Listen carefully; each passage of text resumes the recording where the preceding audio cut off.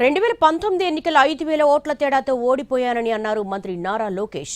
5,000కు పక్కన ఒక్క సున్నా పెట్టి 50,000 ఓట్ల మెజార్టీతో గెలిపించాలని 2024 ఎన్నికల్లో మంగళగిరి ప్రజలను కోరా అన్నారు.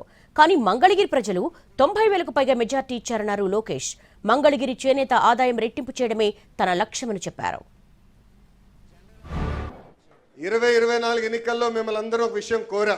5,300 ఓట్ల మెజారిటీతో నేను ఓడిపోయాను. దాని పక్కన ఒక సున్నా పెట్టి 53,000 ఓట్లతో గెలిపించి శాసనసభకు పంపించమని ఆనాడు మిమ్మల్ని అందరినీ.